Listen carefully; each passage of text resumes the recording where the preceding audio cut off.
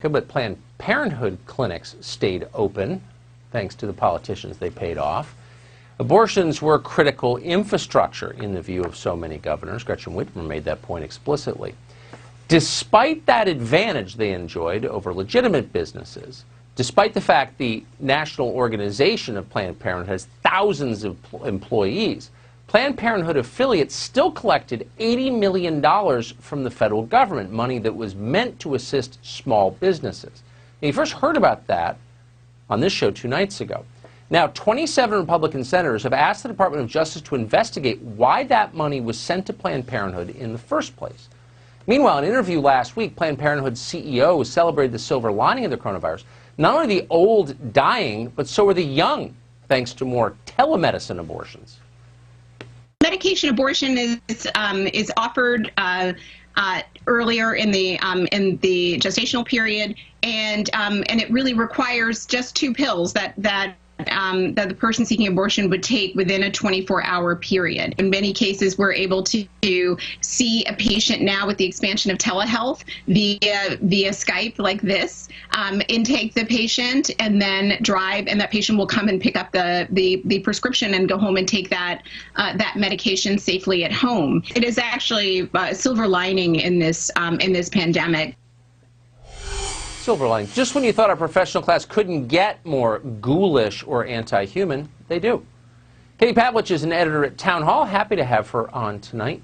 Katie, thanks so much for coming on. How do you think Planned Parenthood, which again takes hundreds of millions of dollars from taxpayers every year, it's the largest get out the vote operation the Democrats have, how are they posing as a small business and getting away with it?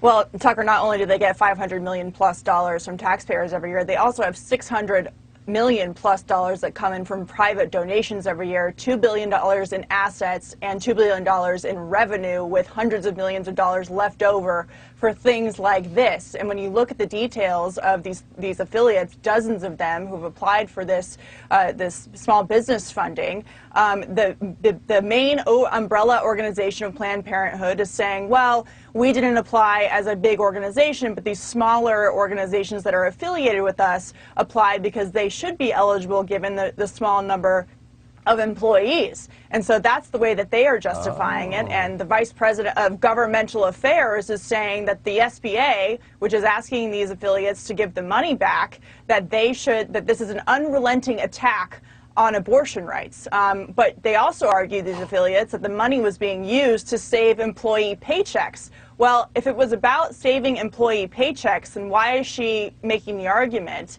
that this is an attack on abortion rights? Well, that's a very good point. But so what you're saying is it would be like if the Apple store in Georgetown or Midtown Manhattan applied for a small business loan on the grounds they're a small business because they only have 80 employees. Right. Right, but then, you know, the Apple headquarters in California did not apply because they have thousands of employees and lots of resources. But the Planned Parenthood Action Fund came out with a statement early on when the CARES Act was first passed that said Planned Parenthood is not eligible for this. So the question that the senators have for the Justice Department to look into is whether these applications were made in a valid, non-fraudulent way. Why is it that some affiliates under Planned Parenthood, who should be receiving plenty of money from this massive organization, were getting taxpayer money, and will they be forced to give it back, given the vast majority of resources that they have? Well, that's exactly right. And it does sound like fraud. I agree with you on that. Katie Pavlich, thank you for that.